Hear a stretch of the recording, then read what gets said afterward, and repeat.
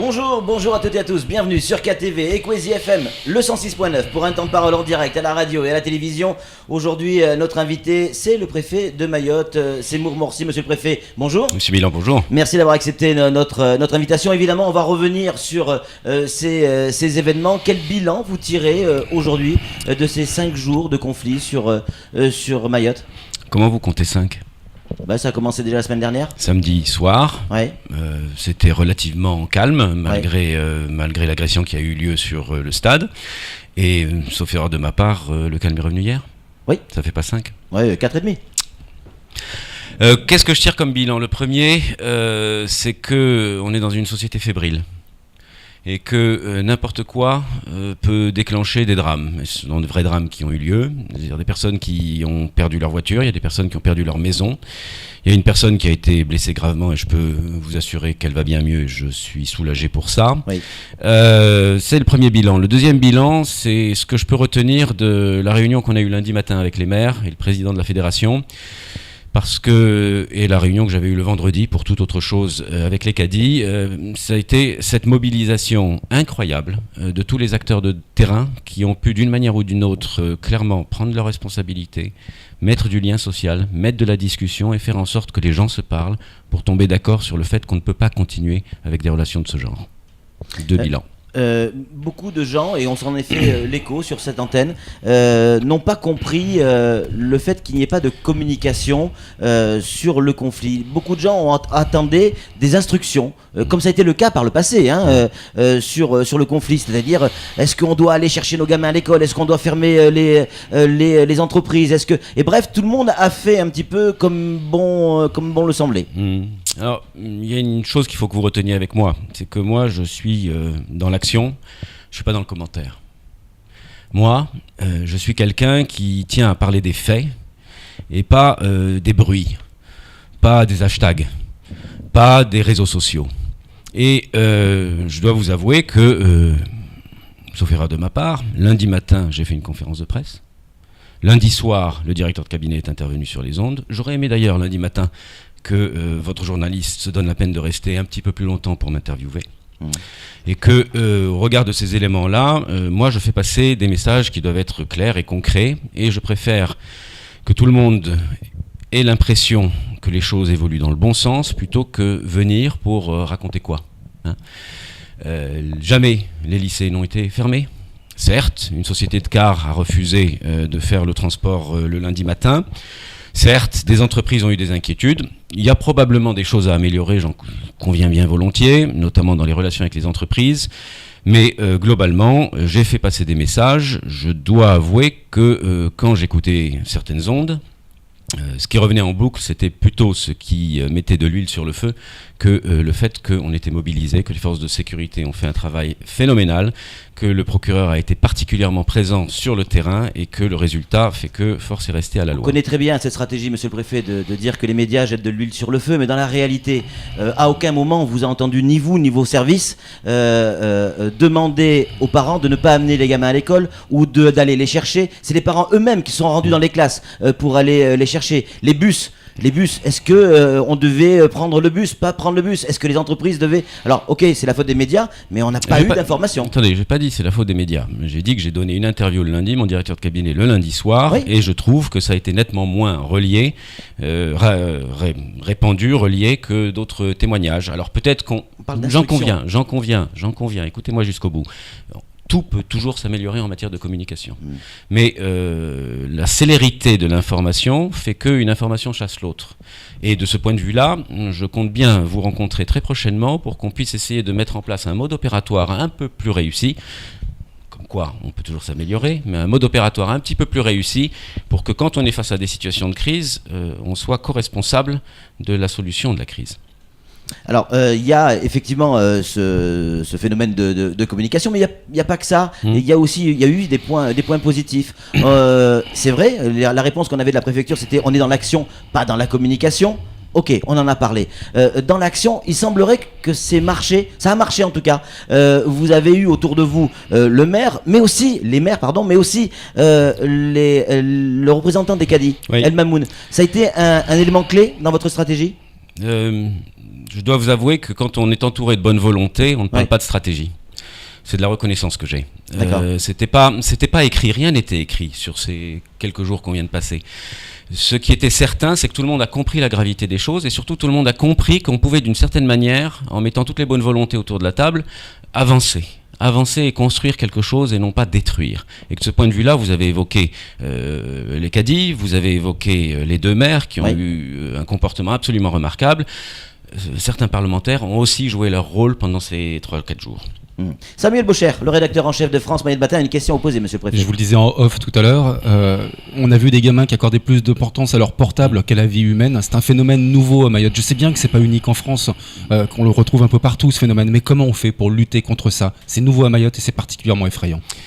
Vous avez raison, c'est particulièrement effrayant, et de la même manière que quand on détruit une maison, c'est aussi sa propre maison ou la maison de son voisin qu'on a détruit. Les voitures, même cause, mêmes effets. La première des délinquances aujourd'hui, dans toute la France métropolitaine et outre-mer, c'est ce qu'on appelle la délinquance d'appropriation. Mot poli pour dire ce que j'ai est à moi, ce qui est à toi est peut-être à moi. Et que de ce point de vue-là, oui, c'est un phénomène sur lequel on sent poindre une violence plus forte que la simple appropriation, et que ça, sans aucun doute, dans les traitements que l'on va avoir sur la prévention de la délinquance et sur la délinquance elle-même, c'est quelque chose sur lequel on insistera. Mais si je puis me permettre d'avoir un message important, c'est le travail, la formation, l'éducation. Plus ça va, j'en ai parlé devant vous quand on a parlé des rythmes scolaires, plus ça va, plus c'est le triptyque sur lequel on va devoir construire l'avenir de la société mahoraise.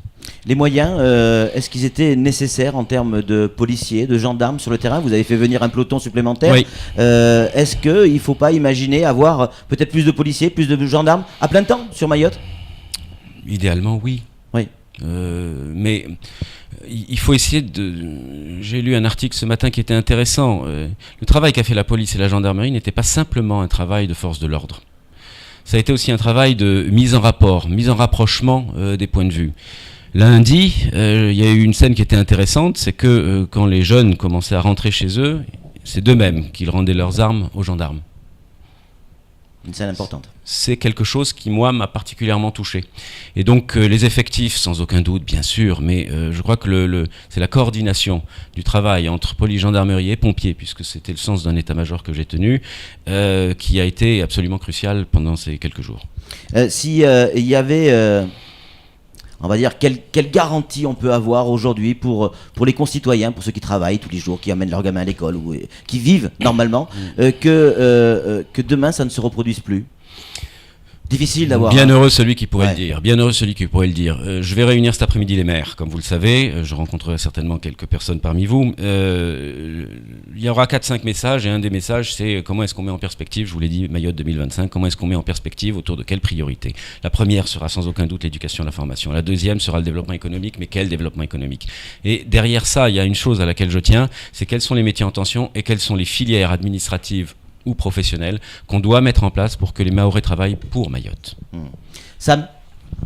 Oui, je pensais au propos d'El Mamoun tout à l'heure, qui parlait justement d'un fameux triptyque comme le vôtre, qui tourne sur la professionnalisation, l'éducation, la formation. Il n'y a pas de centre de formation des apprentis, par exemple, à Mayotte. Il y en a eu un.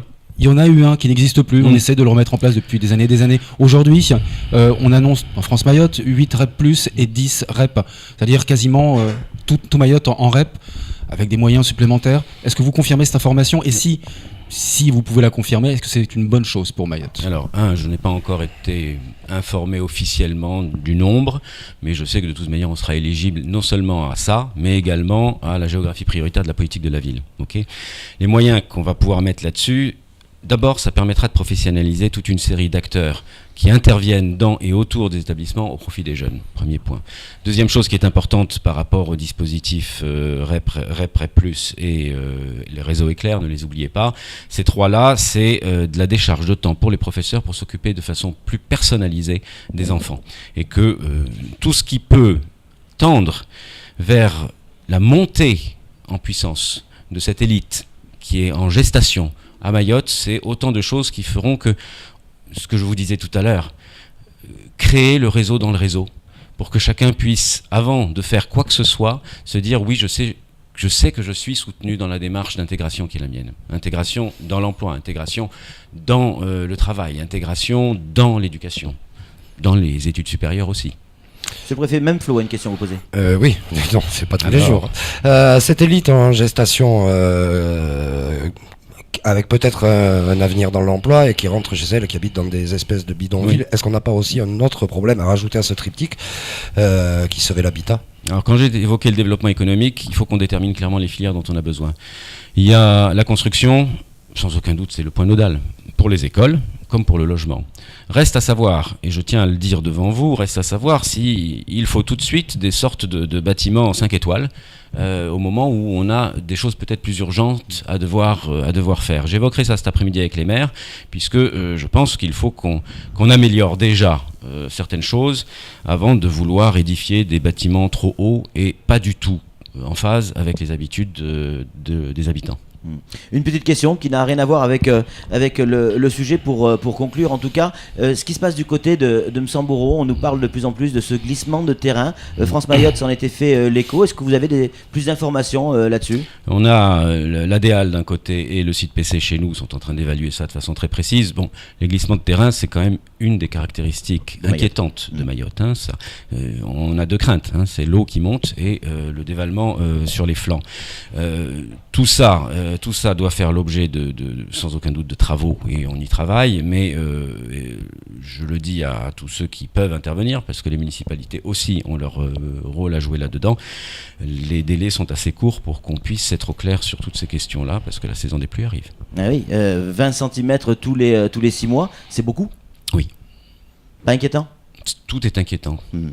En tout cas, merci d'être venu sur ce plateau, monsieur le préfet, d'avoir répondu clairement à nos questions. Ne le prenez pas mal, pardonnez-moi de vous interrompre, ne le prenez pas mal, ce que j'ai dit sur la communication tout à l'heure. Chacun fait son travail, mais à un moment donné, il faudra qu'on se rencontre pour être au clair sur quel message à faire passer à quel moment. À partir du moment où c'est le vrai message, il n'y a aucun problème, monsieur le préfet. Je ne mens jamais. C'est parfait, c'est tout pour ce temps de parole. Tout de suite, la suite de nos programmes.